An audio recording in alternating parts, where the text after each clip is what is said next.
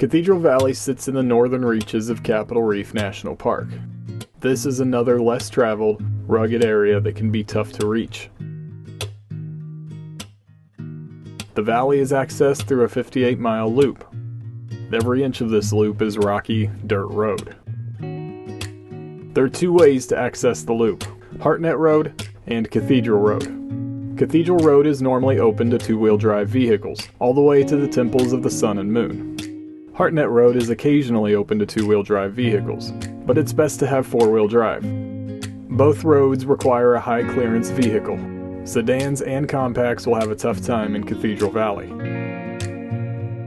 Both of us took a trip to the temples, but I also took a solo trip into Cathedral Valley to do the whole loop. And I entered at Hartnett Road. The first stop was the Fremont River. The path to Cathedral Valley literally goes through the river. For many people, this is a deal breaker, but water levels were good, so it was pretty straightforward. From there, it was 19 miles through BLM land. This portion of the drive transitions from lush foliage around the river to colorful Bentonite hills and then to barren desert.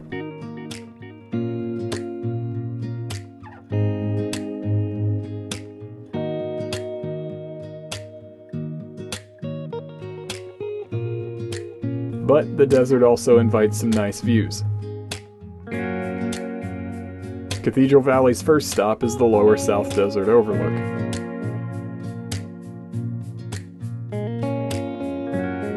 This overlook has views of South Desert, with Jailhouse Rock in the distance.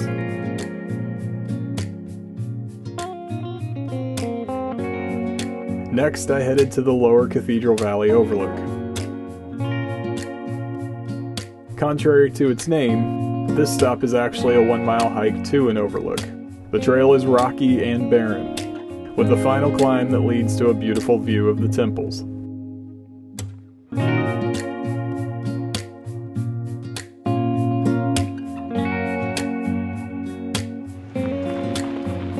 Another 10 miles into the loop, I reached the upper South Desert Overlook. This viewpoint had another wide open view of South Desert. You can enjoy a quick walk to the overlook or hike up to a higher viewpoint. Both are great.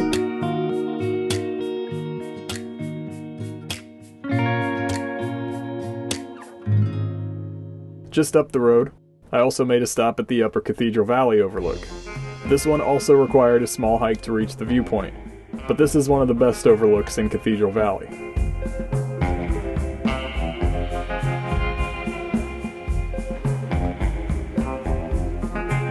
The Cathedral Valley Campground was the next stop. This campground is home to the only restroom in Cathedral Valley, but there's no potable water, so you'll have to plan ahead. Just past the campground, the Cathedral Road switchbacks create a tough obstacle. This is the roughest section of the loop, with washboarding, jagged rocks, and loose gravel. At the bottom of the switchbacks, I found the Morel Cabin. It's a short hike to reach the cabin, but you can explore the inside to get a taste of how early pioneers lived.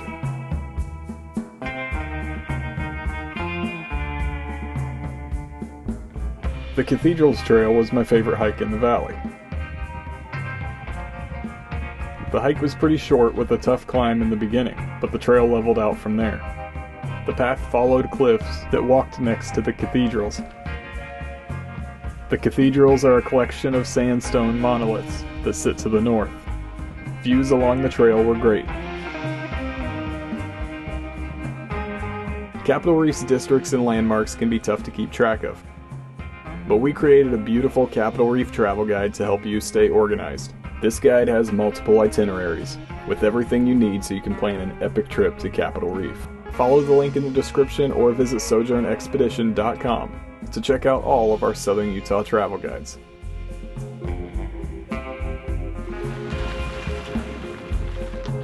The next to last stop in the valley took me to the Gypsum Sinkhole. There's not a lot to say about this stop, just that it's a huge sinkhole, so don't fall in. Gypsum was my last stop of the day, although Morgan and I still had one more place to visit. The temples of the sun and moon are the most notable stop in Cathedral Valley. so we headed out Cathedral Road to see them.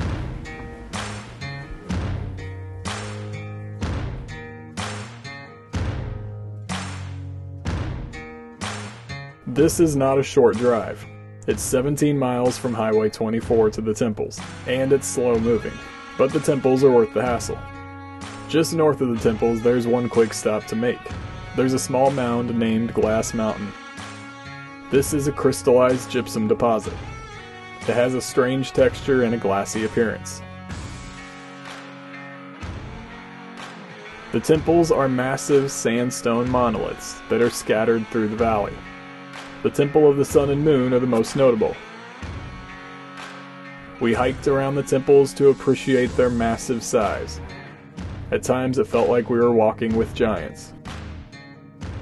But in our experience, the best views are a half mile to the south. This area allowed us to see all of the temples as a whole, spread across the desert. Without a doubt, these are the best formations you'll find in Capitol Reef.